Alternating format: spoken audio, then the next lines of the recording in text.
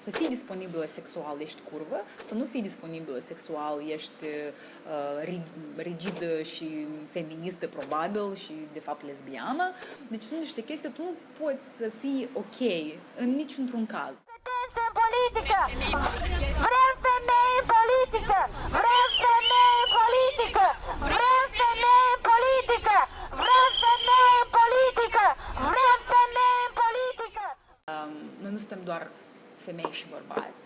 Noi suntem mai multe... Deci o identitate înseamnă mai multe dimensiuni. Deci sexul meu biologic, este identitatea mea de gen, cum eu mă identific de fapt, este orientarea mea sexuală, este religia în care cred sau nu cred, este limba pe care o vorbesc, este abilitatea mea fizică și așa mai departe, este etnia mea. Toate acestea sunt anumite dimensiuni de identitate care la intersecție mă formează pe mine. Și eu, ca femeie heterosexuală din oraș, care este atee, deci sau agnostică, hai să spunem, am o experiență de viață foarte diferită de o femeie din sat, de exemplu, sau o femeie homosexuală orfană, sau o femeie homosexuală musulmană, sau o femeie heterosexuală de etnie romă. Deci noi suntem femei, dar noi suntem foarte diferite. Și asta este diferența între momentul în care începi să vezi experiențele de viață prin prisma intersecțională. Deci, aceste crossings, într-un fel. În momentul în care apar statusuri de genul eu am stat la rând într-o farmacie, de exemplu, și au intrat niște femei și eu, fiind bărbat adevărat, i-am oferit rândul meu sau i-am oferit să treacă prima în rând, deși erau alți doi bărbați în spatele meu și cum e așa, nu înțeleg că o femeie trebuie respectată și lăsată prima în rând. Deci, asta se numește sexism benevolent pentru că se consideră că femeia trebuie să fie venerată pentru că, de ce? Pentru că este mai slabă, mai firavă, nu poate sta în rând mult, pentru că problemele ei sunt mai importante decât a bărbaților, cumva, și trebuie să fie protejată. Deci, în același timp, există o ignoranță totală sau un dublu standard, hai să spunem, pentru că când vorbim despre femei în politică, nimeni nu le dă drumul în față. Este foarte important ca o persoană să-și cunoască sexualitatea sau să-și exploreze dorințele sau ce te face ca persoană sexuală, ce ți aduce plăcere. Și este paradoxal și noi am ajuns la această concluzie că cum noi putem vorbi despre comunitatea LGBT dacă noi nu putem vorbi nici măcar despre sexualitate heterosexuală în societate.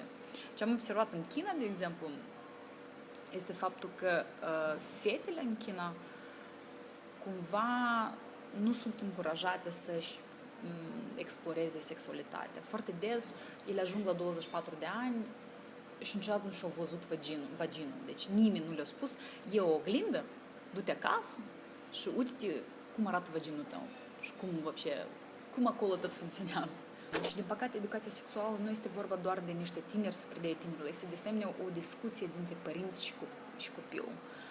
O discuție care începe de la o vârstă de la 7-8 ani, cu termeni corecți adecvați pentru această vârstă, cu tematica adecvată pentru acea vârstă, pentru că deja la această vârstă persoana sau copilul începe să-și cunoască corpul într-un fel, da?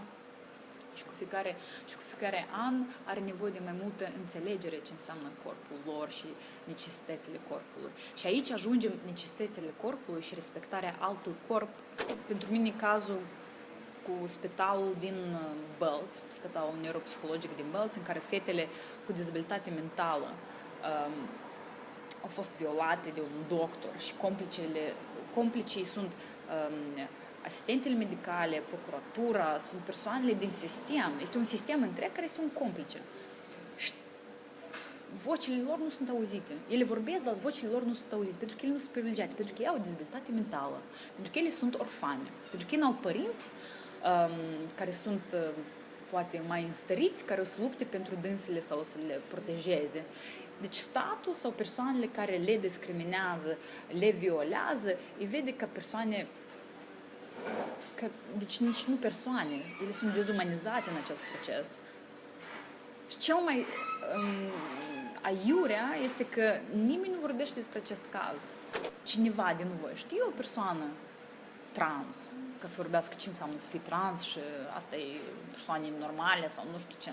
Cineva din voi știe o persoană gay sau lesbiană sau bisexuală, să știi experiența lor de viață. Să vorbești cu dânsi, cum e asta, să lucrezi într-un loc de muncă în care tu fiecare zi auzi declarații homofobe de la colegii tăi. Eu nu știu cum să explic când o prietenă de mea mă sună și îmi spune eu am nevoie să beau azi pentru că eu nu mai pot. Locul meu de muncă, eu fiecare zi aud declarații homofobe, un loc de muncă care ar trebui să fie pentru egalitate de gen și egalitate de șanse și egalitate, deci și curcubeu și dragoste și așa mai departe, dar eu, colegii mei moldoveni de lucru, fiecare zi zic ceva homofob. Și persoana aceea o pleca din țară. O persoană deșteaptă o pleca din țară pentru că societatea noastră este homofobă. Guvernul nostru, parlamentul nostru, legile sunt așa un fel de o să facem și când fac, apoi tu zici mai bine să nu faceți. Ca exemplu este legea 180 în care s-a aprobat cota pentru care s-au luptat mai multe ONG-uri care au dorit ca această lege să fie propusă pentru a asigura femeilor loc în poziții de luare a deciziilor. Deci legea vorbește despre cota recomandabilă dintre sexe, da? Deci 60% bărbați, 40% femei sau 60% femei, 40% bărbați. Deci asta este cota recomandabilă la care aceasta a fost votată, totul este ok, dar s-a scos prevederea ce ține de plasamentul. În Polonia, timp de câțiva ani, când era cota, deci tot era cota deci de sexe sau cota recomandabilă și nu lucra, pur și simplu. Și femeile s-au unit, indiferent de partidul în care făceau parte, și au protestat și au zis că nu lucrează această cotă, pentru că noi suntem întotdeauna la sfârșitul listei. Sau noi nu suntem în primele 10 poziții în listă. Și ei au făcut, din cauza aceasta, este prevederea referitoare la plasament, în care femeile, deci lista este făcută zigzag, deci bărbat-femeie sau 2-1, deci 2 bărbați, o femeie, 2 bărbați, o femeie. În așa fel se asigură că femeile ajung în aceste poziții. Eu vreau să fie femei care o să-mi reprezinte experiența mea de viață, pentru că eu nu vreau să merg prin oraș, de exemplu, sau să merg prin orice oraș și să mi se înceapă ciclu și să nu știu unde, în ce wc să mă duc ca să-mi găsesc un tampon sau un absorbant. Eu nu cred că un bărbat își dă seama că ciclul nu se întâmplă după plan. Câteodată el se întâmplă și el se întâmplă și ai nevoie de un wc public care o să fie curat și o să pot să cumpăr sau să iau sau dacă am cu mine un absorbant sau un tampon, să-l aplic. Deci. Și mai departe, multe experiențe de viață ca sarcina, ca îngrijirea copilului, ca balanța de viață, anume îngrijirea copilului, maternitatea și cariera. Foarte des, bărbații n-au să fie cei care o să înțeleagă ce înseamnă să fii în această poziție de femeie și de experiență de viață de femeie. De-aia noi avem nevoie de femei în politică. Plus, femeile au fost demonstrat de studii și rapoarte și la noi, că femeile foarte des femeile nu sunt atât de coruptibile ca bărbații. Eu personal știu persoane musulmane feministe care poartă hijab, care luptă pentru egalitate de gen, care anul trecut au deschis sau au pornit specialitatea studiilor de gen într-o universitate în Afganistan. Deci, eu știu aceste persoane și eu știu cum ele, într-un fel, negociază feminismul lor, religia lor, pentru că este parte din identitatea lor. Dar în momentul în care, ca o femeie din Moldova, tu nu știi nicio femeie musulmană feministă și poți să pronunți că hijabul este opresare și este ok să le banăm, să le penalizăm pe musulmani, pe femeile musulmane, pentru că au venit în Franța, viditele, și trebuie să asculte regulile și legile, dar legile câteodată sunt misogine și sexiste și legile opresează foarte des. Acest burkini, de fapt, semnifică libertate pentru femei musulmane. Să iasă, să stea pe plajă, să facă surfing, să înnoate, să joace volei. Ca deja să discutăm concret acest caz, de citit anume declarația femeii care a creat burkini. Pentru că asta tot e important de înțeles care a fost intenția creierii burkini. Și este o femeie din Australia, care este musulmană, și eu au decis să creeze burkini pentru că ea a văzut că multe femei musulmane ele n-au acces la bazin sau sport anume public afară, din cauza că sunt limitate de haine. Și cel mai bizar este că ne uităm la pozele din anii 20, deci 1920, când femeile au fost măsurate, deci cât de scurtă este sau cât de multe picioare se văd din costumul de baie.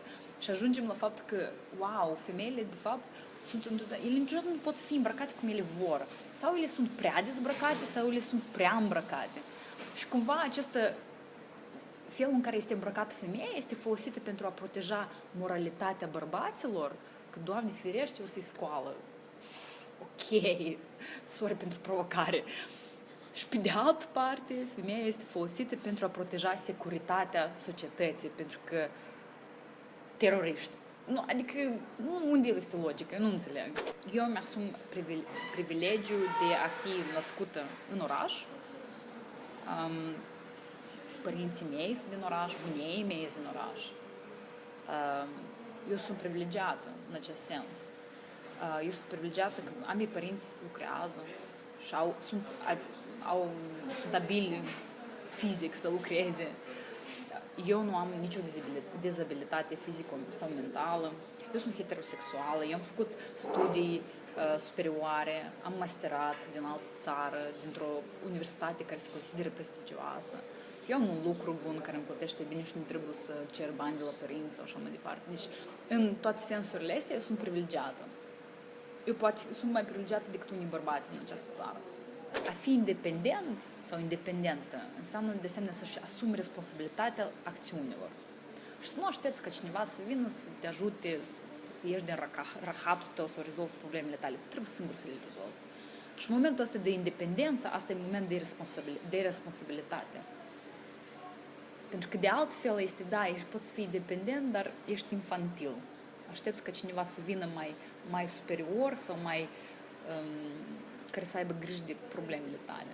Și eu doresc Moldovei să fie responsabil, nu doar independentă, dar responsabil pentru independența sa. Să-și rezolve căcaturile.